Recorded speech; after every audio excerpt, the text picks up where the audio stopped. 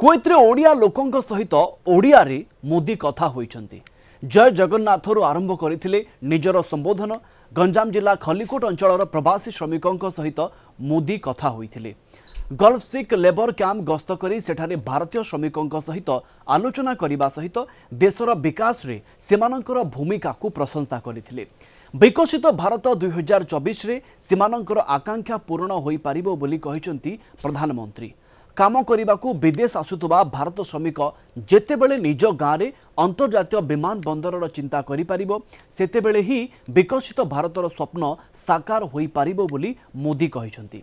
या सहित श्रमिक एवं कृषकों कठिन परिश्रमर से प्रशंसा करथिले। जनवरी 8 तारिख में भुवनेश्वर में 3 दिनिया प्रवासी भारतीय दिवस अनुष्ठित होगाकू जाउथवा बेले एठाकू आसीबाकू से आमंत्रित करिसंती। मंत्री को मेरे हार्दिक प्रणाम है। बाबुल जय जगन्नाथ। जय जगन्नाथ सर, जय जगन्नाथ।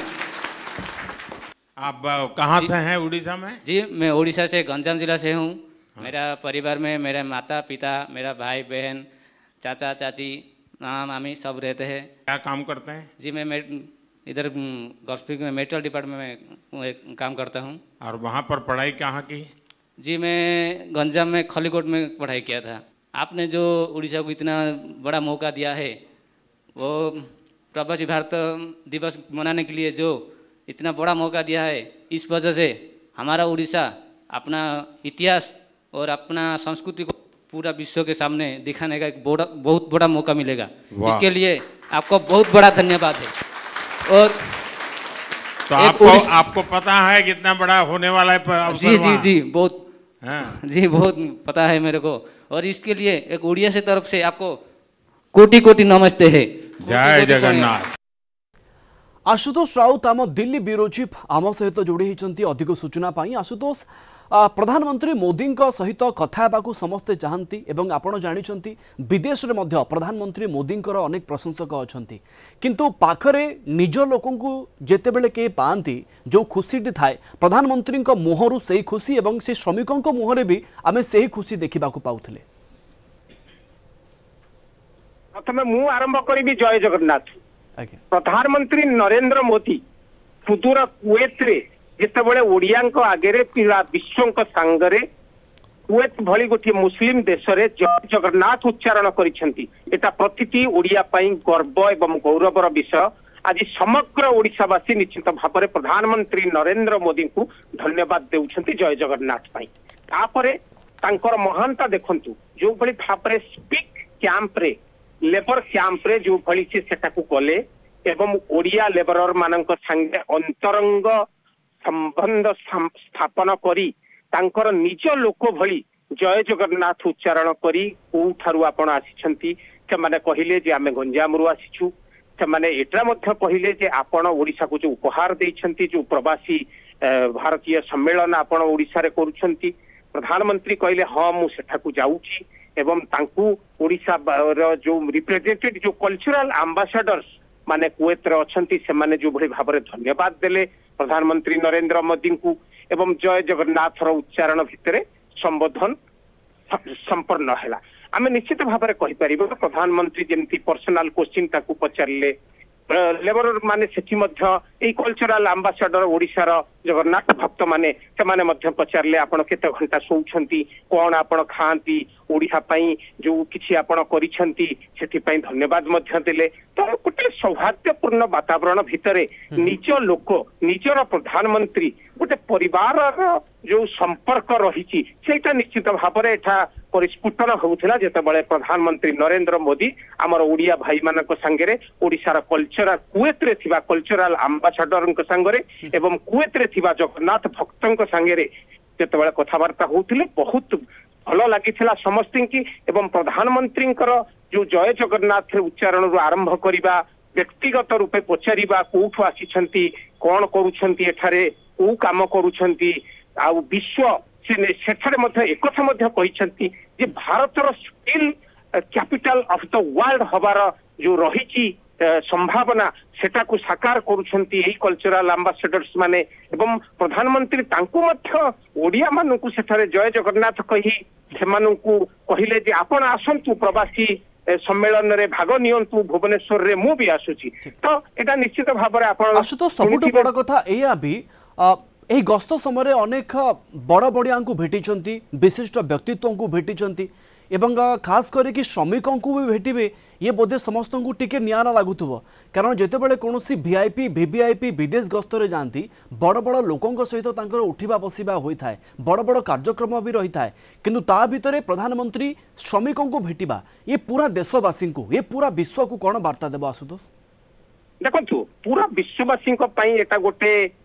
मानवतार जो वार्ता जेमती प्रधानमंत्री जाइछंती 45 वर्ष पर भारत वर्षर कौन प्रधानमंत्री कुवैत गस्तरे जाइछंती सेठारे सी कुवैतर अमेर को भेटिछंती सेठारे सी भारतर जो माने आमे तांको कहिबानी जे लेबरर बोली श्रमिक बोली आमे सेमानकु जदि कहिबा भारतर अलग अलग राज्य रु जाइथिबा कल्चरल एम्बेसडर्स माने एमाने प्रतिटी हेले कल्चरल एम्बेसडर एमाने प्रतिटी राज्यर निज निज राज्यर जो कला संस्कृति एवं ऐतिह्य एवं इतिहास को विदेश जगार नहीं से जो भली भाव में सेठारे उपस्थापना करिसेंती तार निदर्शन स्वरूप प्रधानमंत्री एटा निश्चित भाव में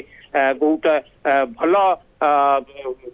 पंथा बोली आमे कहि परिबा कारण आपण जानि छथि कुवैत होउची षष्ठ लार्जेस्ट ऑयल प्रोड्यूसिंग कंट्री एवं कुवैत मध्य अधिकांश समय भारत को ऑक्सीजन सिलिंडर्स हो ऑक्सीजन सप्लाई हो करिछि भारत निश्चित भाव में कुवैत ठारू अधिकांश समय रे आणे तेल भी रप्तानी करिछि ए दृष्टि देखिबा गले प्रधानमंत्री अमेर ठारू आरंभ करी श्रमिक पर्यंत तांकर जो भावना तांकर जो देशवासी प्रति हो मानवता प्रति हो जो भेदभाव नहीं किए अमीर हो बा किए श्रमिक हो सेटा निश्चित भाव में पूरा दुनिया जानी पूरा देश जानी आमको सबुठ खुशी लगिला जेतेबेले आम भगवान चर्चा कुवैत भली देश रे से करिसेंती एवं आम निज ओडिया मानक पाखरे से जेतेबेले निजर संपर्क स्थापन करी प्रवासी ओडिया कथा कहिसेंती एवं आमर ओडिया बंधु माने मध्य सेठारे प्रधानमंत्री को जो भली भाव रे सबुठ बड़ कथा एया मध्य प्रधानमंत्री मोदी कुवैत गस्त अनेक क्षेत्र में गुरुत्व बहन करुछि द्विपाक्षिक संपर्क हो जाऊ कि वाणिज्यिक संपर्क हो जाऊ विभिन्न क्षेत्र में गुरुत्व रखुछि कौन भारतीय प्रधानमंत्री को कुवैत गस्तरे जीवा पई पाखापाखि 4 दशंधि समय लागिगला आउ को दृष्टिकोण ए गस्त प्रधानमंत्री कुवैत गुरुत्व बहन करुछि आशुतोष देखंतु प्रधानमंत्री निश्चित भाव में 45 वर्ष पर कौन भारतीय प्रधानमंत्री जाइछंती कुवैत को तार निश्चित भाव में व्यावसायिक इकोनॉमिक रिलेशन कथा जदि आमे देखिबा तेल आपण जानिथिबे तेल केते महत्वपूर्ण गोटे देशर इकोनॉमी पई कुवैत संगे भारतर निश्चित भाव में भल संबंध अच्छी आम आगुरी कुवैत संगे रप्तानी करुथिले तेल एवं वर्तमान भी किछिटा अंश रे करूछे तो गोटे षष्ठ बिगेस्ट तेल रप्तानीकारी देश हिसाब से आमर कुवैत संगे जो संपर्क अच्छी सेटा आहुरी मजबूत करिबा प्रधानमंत्री ए गस्त तापर आमे जदि देखिबा जो भारत वर्ष रे जो एक्सप्लोरेशन होउची आमे जदि तैल एक्सप्लोरेशन क्षेत्र रे आमे कुवैतर सहयोग निश्चित भाव में नहीं पारिबा एवं इंटरनेशनल रिलेशनशिप रे आपण देखि परिबे जेतेबेले अमेरिका रो लड़ाई होउथिला इराक ये भितरे सेतेबेले मध्य कुवैत गोटे बहुत गुरुत्वपूर्ण भूमिका ग्रहण करिथिला से दृष्टि देखिबा गले कुवैत संगे भारत जोटा होउची विश्वर लार्जेस्ट डेमोक्रेसी रो तार जो संबंध एवं प्रधानमंत्री निजे जीवा एटा पूरा मुस्लिम कंट्री जतक अच्छी से ऑर्गेनाइजेशन ऑफ अफ्रीकन यूनिटी हो बा ऑर्गेनाइजेशन ऑफ मुस्लिम कंट्रीज हो से निश्चिंत एटा को गोटे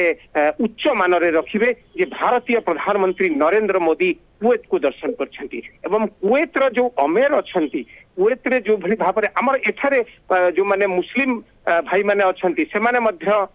ए संपर्कटा को आहुरी सुदृढ़ करा जाऊ से माने चाहती तो भारत